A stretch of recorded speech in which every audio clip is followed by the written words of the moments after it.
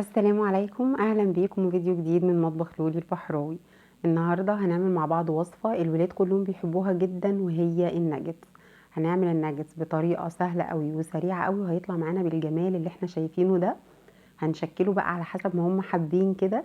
نعملهم شويه بقى على شكل قلوب، على شكل برجر كده، على اي شكل انتوا حابينه او متوفر عندكم.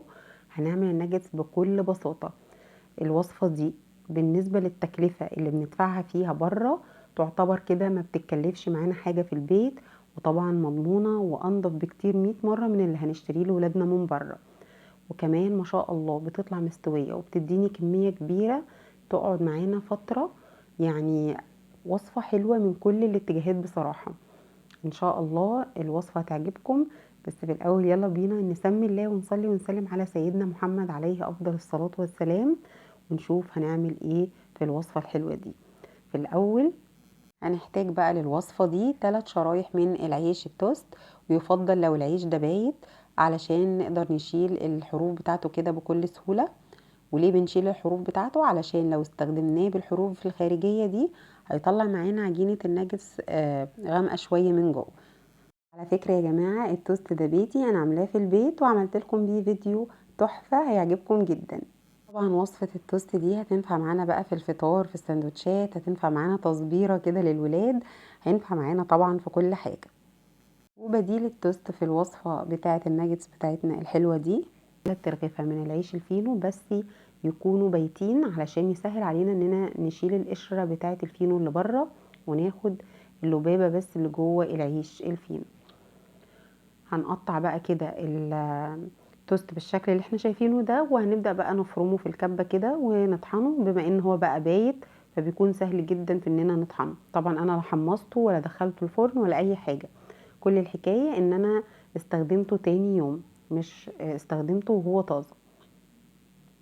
هيطلع معانا بالشكل اللي احنا شايفينه ده. هنفضيه بقى في البولة كده بالشكل اللي احنا شايفينه ده، وهنبدأ نجهز الفراخ بتاعتنا. ده نص كيلو من صدور الفراخ. لو عندك فرخة تقدري تاخدي الصدر بتاع الفرخة وبرضو تقطعيه وتفرميه في الكبة بالشكل اللي احنا شايفينه ده. هنفرمه وننعمه قوي قوي بقى. يعني الخطوة المهمة في فرم الفراخ اننا ننعمها جدا جدا. ولو مش عندنا فراخ في الفريزر، نقدر نشتري نص كيلو بانيه، نغسله كده ونشطفه بمية وملح وخل، ونبدأ نقطعه. بس الأول طبعا نصفيه كويس قوي.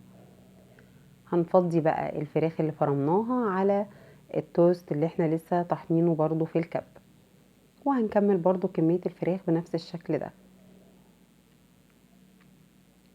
عملنا بانيه الشركات قبل كده، وهسيب لكم اللينك بتاع الوصفة تحت في صندوق الوصف، واللي جربه برضو الحمد لله شكر جدا جدا فيه. انا عايزه اقول لكم بمنتهى الامانه طلع بالظبط نفس النتيجه بتاعت بره. بس طبعا يعني بناكله كده واحنا مطمنين. يعني انا دايما ما بشتري الحاجات دي من بره بالامانه، احس ان انا قلقانه، يعني يا ترى العجينه اللي عاملينها دي حاطين جواها ايه. نرجع لوصفتنا. خلاص كده طحنا التوست وفرمنا الفراخ. عندنا بقى هنا معلقة صغيرة من الجنزبيل المطحون، ده جنزبيل فريش، ولو مش موجود هيبقى بديله نص معلقة صغيرة من الجنزبيل البودر. عليهم بقى هنا نص معلقة صغيرة من الفلفل الاسود، ربع معلقة صغيرة بصل بودر وتوم بودر، وعليهم كمان نص معلقة صغيرة من التوم المفروم. بتفرق قوي قوي في الطعم بصراحة. خلاص كده جهزنا كل البهارات بتاعتنا. هنضيف بقى مكون مهم جدا جدا، وهي الصويا صوص. معلقة كبيرة من الصويا صوص، وبتفرق قوي قوي في الطعم بصراحة. وعندنا حوالي معلقة صغيرة من الملح، ما نكترش ملح علشان الصويا صوص كمان بتبقى مملحة. وهنضيف بقى رشة كده من البابريكا، حوالي نص معلقة صغيرة من البابريكا. دي بابريكا حارة، لكن لو انتوا حابين تستخدموا البابريكا العادية تمام، مفيش اي مشكلة. وبرضو الخطوة مهمة جدا اننا هنضيف حوالي معلقتين او 3 معالق كده من الزيت، هنلم بقى بيهم العجينة كلها كده جوه بعض.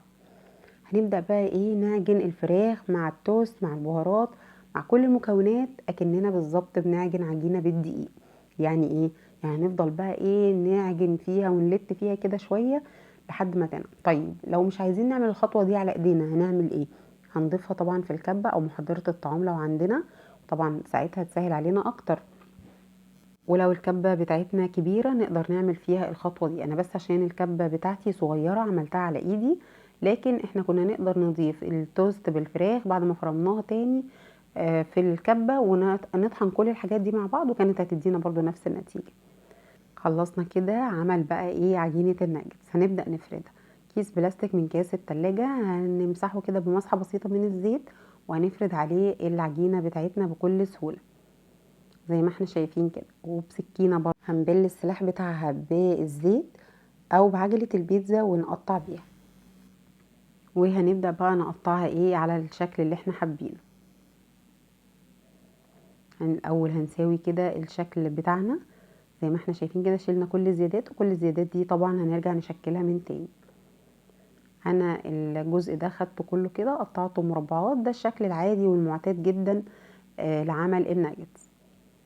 وبقى الشكل التاني اللي هنقعد بقى ايه هنلعب بيه، هنعمل بقى قلوب ونعمل دواير ونعمل اللي نفسنا فيه كله.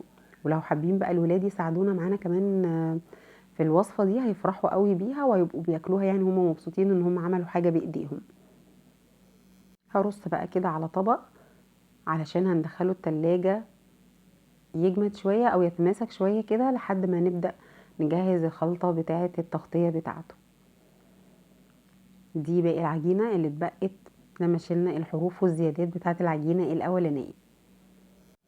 اي بقى قطعات موجودة عندك، انا عندي شكل القلب ده، وهنعمل الشكل المدور ده اللي هو الشكل اللي بيدينا شكل برجر الفراخ كده، او شكل البانيه البرجر بالشكل اللي احنا شايفينه. بص القلب بقى طالع قمر قد ايه، تحفة.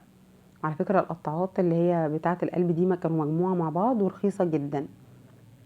بصوا بقى ما شاء الله ادتني كمية حلوة قد ايه.